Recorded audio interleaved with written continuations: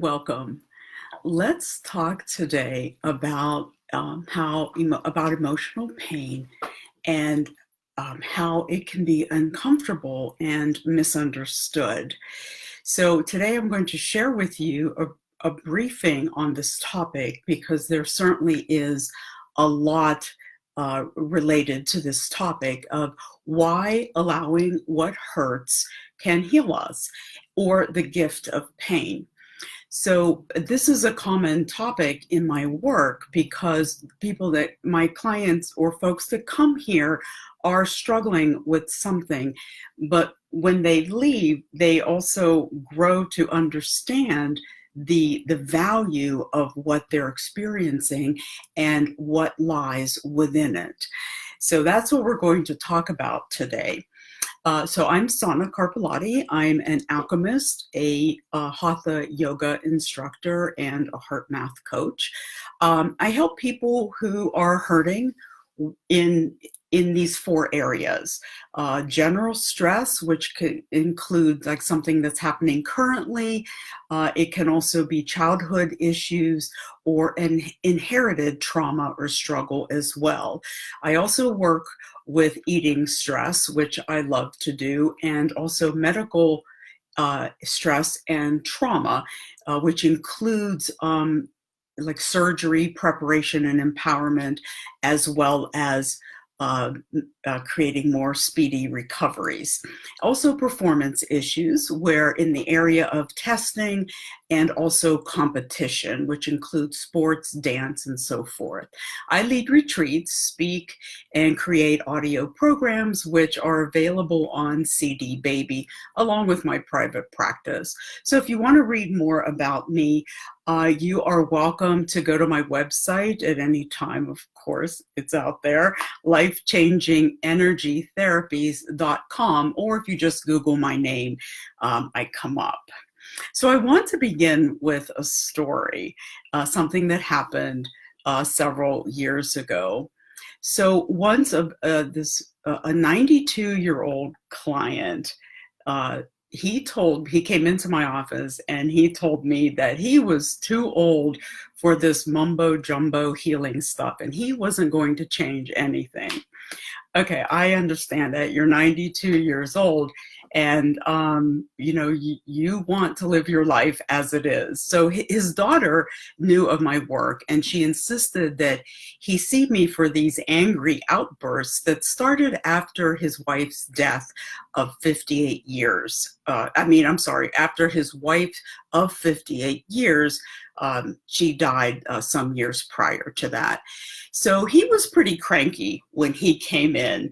And after I applied some emotional diffusion techniques, he softened and he started to tear up, telling me that he had this terrible guilt about not being able to be at his wife's side when she died.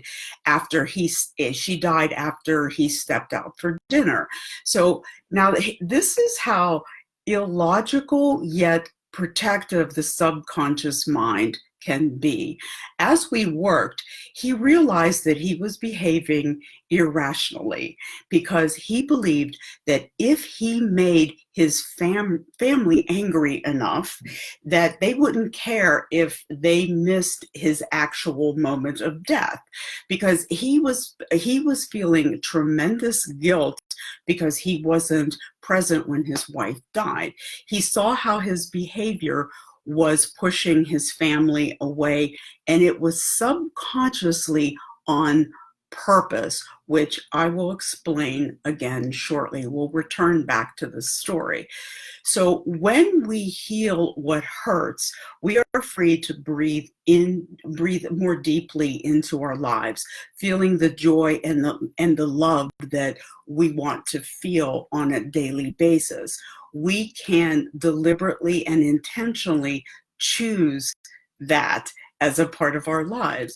So many of us carry layers of unresolved distress.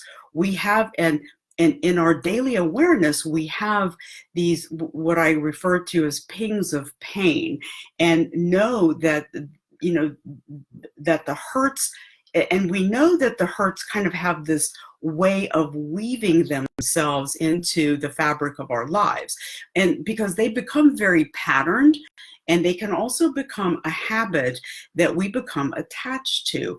But it also prevents us, they also prevent us from actualizing our potential and doing the things that we want to do in our lives. So although we may be aware of this pattern, we can become habituated to it. And at some point through our lives, we may have tried different things to get rid of this experience, because oftentimes we lead with our symptoms and we get frustrated because the persistence of the pain is what we don't realize. It's like a subconscious communication that is directing us to look at something in our lives. Okay, now this doesn't mean that you have to seek professional help, and we'll talk about that in a minute. But this pain, or the issue that may be an undercurrent of this experience that we have, it becomes the proverbial elephant in the room, something we turn away from, ignore, don't want to look at. What happens is that time drifts us away from stresses or traumas or difficult experiences that are long past.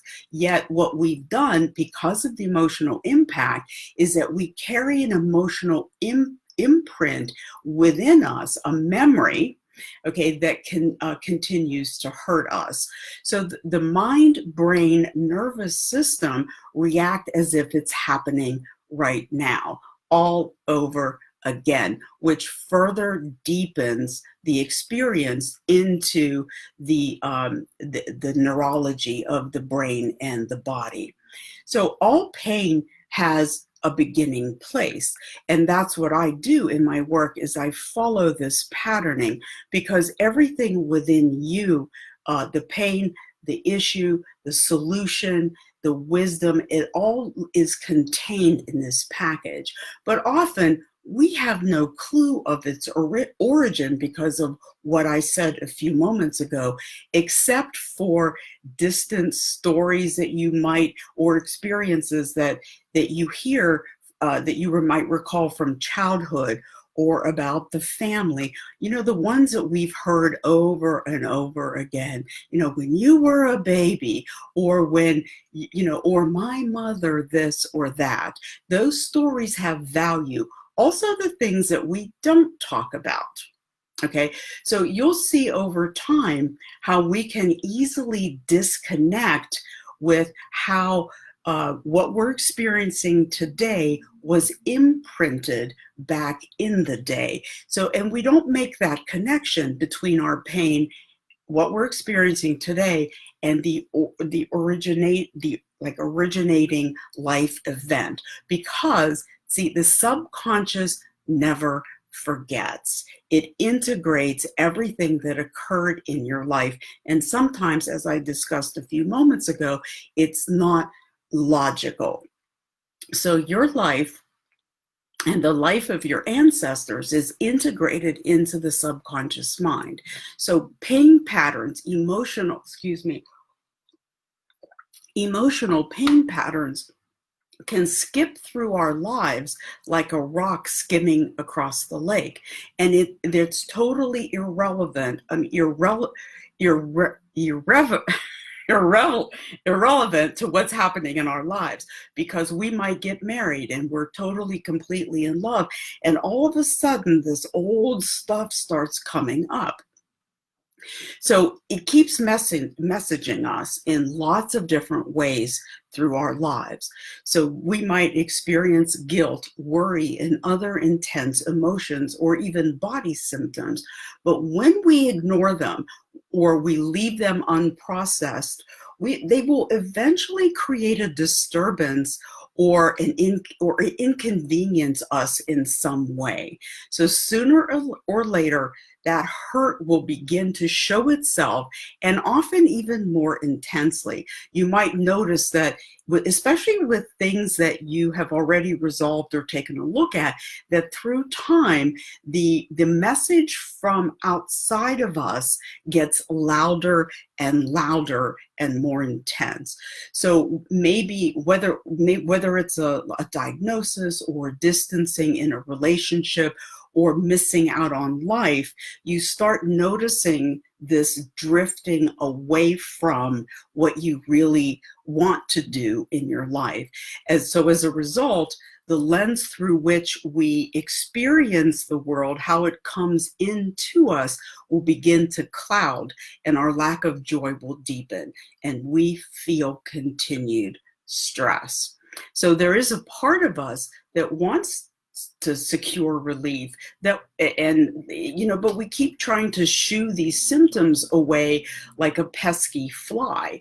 So you can't ignore yourself, and what's happening within you, especially if you notice that there's a recurrence or there's a pattern of an experience that continually shows up whenever you're involved in something, or when you want to take another leap in your life, or when you think about a certain person. So there's two things that I want you to know, and that no matter what the underlying issue is, number one, there is nothing, absolutely nothing, that someone has not survived or healed from on this planet. Okay. Number two, it is if you have the fear of being re-traumatized because behind you in your life, something major disrupted you during childhood, during your young adult years, re-traumatization does not need to occur, especially if you choose or know the right approaches to help you with that. Going back to my 92-year-old client that I referred to earlier, he called me about a week later, and he told me that after that session, he had a very vivid dream.